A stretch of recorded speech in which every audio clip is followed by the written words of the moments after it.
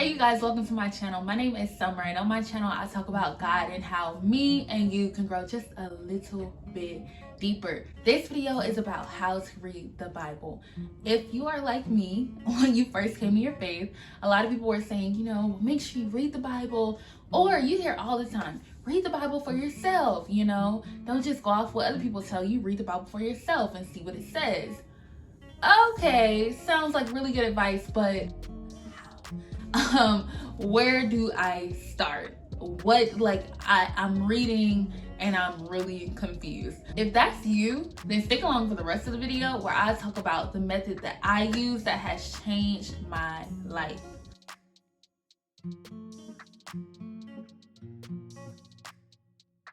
So if you're one of my loyal followers, you saw that I uploaded a video last week talking about how to read the Bible, and I did a really in-depth Bible study with Terrence, but I had to take it down because the video quality just came out horrible and I could not live with it. So I'm redoing this video, just introducing the method that we use. And so the next video that I upload will more than likely be the in-depth Bible study as we apply this method.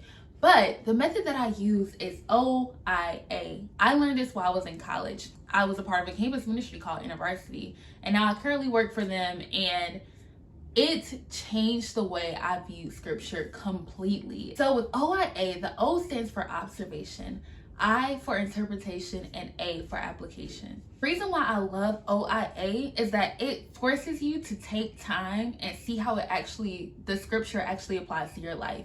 With the O, observation.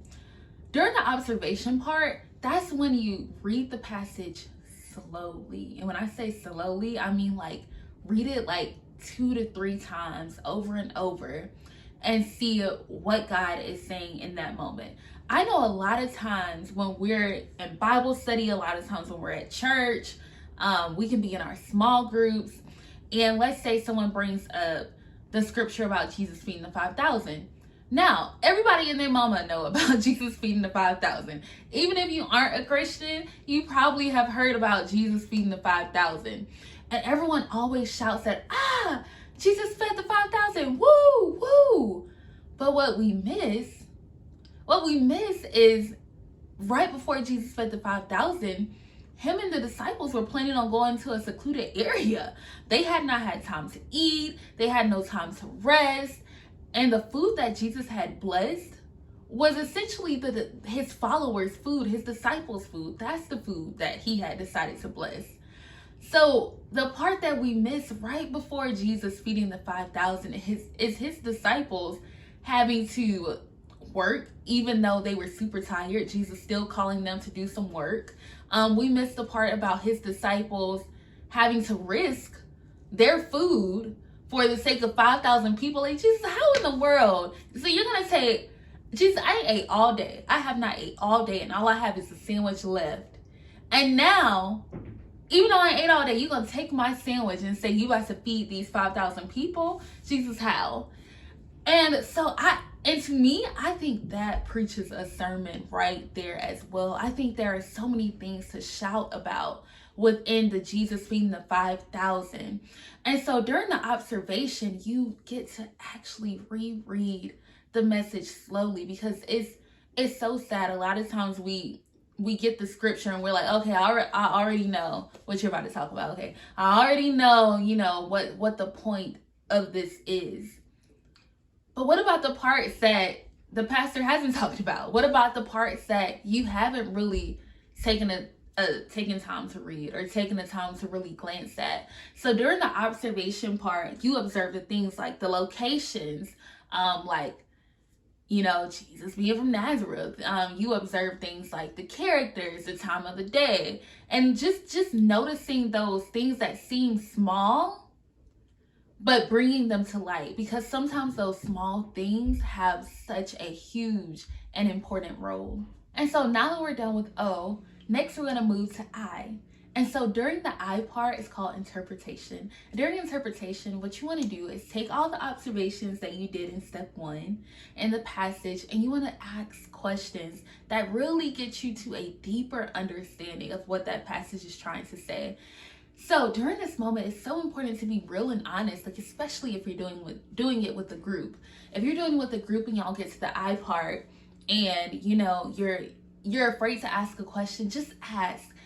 And remember that no question is a dumb question, because we are all on our different faith walks. We are all on our different journeys. So make sure you ask those questions, because the questions are what's really going to push you to understanding the scripture deeply. For example, if you're reading a story about, Moses in the burning bush, maybe a question you could ask is, how did the bush catch on fire? Who was speaking through the burning bush? Now, for some of you, you're like, oh, well, that seems simple. That's easy. But for some of you, you're like, no, like, who was speaking through the burning bush? And so it's so important to actually ask those questions and get those doubts and confusion out of the way, and share it with the community, like, who can sharpen you. Iron sharpens iron. And so it's so important to ask those questions. And during the interpretation, it's so important to remember to ask questions that are related to the scripture. While I was in Rwanda, me and a couple of other students went for a global program trip. And I remember we were listening to this man, talk about his time and his journey while in Rwanda. But right before he was about to start speaking about that, he was like, does anyone have any questions, before I get started, talking about my life here? And so my dear friend who was with me while I was there, he raises his hand and he says, I have a question. How do you know your purpose in life? And everyone kind of just looked at him like, because it was such an odd question to ask. Like, in that moment, it kind of had nothing to do with what we were discussing. And man, if you're watching this video, I love you so much, and thank you for bringing so much joy while we were in Rwanda. But it was so funny when he asked that question, because while that is such a true and deep question, and I think that's such an important question, it didn't really have anything to do with the moment. And so when you're looking at scripture during the I part, what you really want to do is be in the moment. Like, let's look specifically at these verses and what these verses mean. What are these verses trying to tell us? If I'm reading a story about Moses in the burning bush, I probably am not going to ask the question of, was Satan a fallen angel? Like, it doesn't really correlate with what the story is trying to tell me. If you're studying this alone, if you're doing the OIA method alone, which you could do, and you're like, okay, I have questions, but I don't really know where to go to get these answers. One of the things you can do is, one, pray about it. That's the first thing you should do. I also have a Bible background commentary Bible that I absolutely love, and so there are plenty of resources like that available. Make sure it's from a resource that you trust, obviously, and other different commentaries, and you can look up the meanings and things like that. I would be very weary of Googling. Oh man, I guess I'm just a Google hater. You can Google some of these questions, but some of these sites are a little wonky. So I would suggest, reaching out to, once you've prayed about it and like meditated on it, and you may have read some Bible background commentary on it, and you still are a little confused, I would find someone that you trust and ask those questions too. So always remember, interpretation is, honestly, to me, I think they all play such an equal role. But interpretation is the part where you really have to be honest with yourself and say, like, do I really understand this? Like, is something missing that I don't understand? How could I know this passage just a little bit deeper? All right, so we talked about observation, which is taking your time reading the passage and pointing out the things that you never noticed before. We talked about interpretation, which is asking those good questions and, getting to the deeper meaning of the passage. Now we're about to talk about application. So OIA, this is the last step, and it is so important. So for me, when I'm doing the A part, like let's say if I was leading a small group or Bible study or something like that, I typically already have like an application thing in mind, because I've already gone through it, and I'm like, presenting to the group like, okay, so we got our observations, our questions. Now, you know, how does this apply? You know, I have like this lesson. For example, I think as I was leading a small group, we were either reading John 1 or John 2. And I cannot remember. I think it was John 1. But it was about Nathaniel being invited to visit Jesus.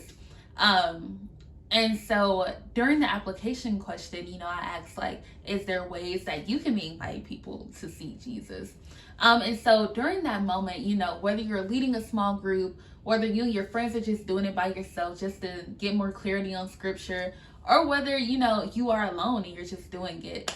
The A part is where you find the ways that scripture can apply to you. I believe that all the scriptures can apply to us in some sort of way. Even in the book of Numbers, where they're listing the genealogies and they're like, so-and-so from the tribe of Reuben and so-and-so from the tribe of Judah. That can even, you know, preach a sermon. That can even be, you know, important, because you can say, oh, here God is, you know, knowing every single person. Here is this here are these great groups of people coming from broken families. You know, there are so many things that you can apply to your own life that sometimes you miss out on. Like, let's say if you're reading about the walls of Jericho and them marching around the wall, you're like, Lord, what does that have to do with me? I don't know how this can apply to me.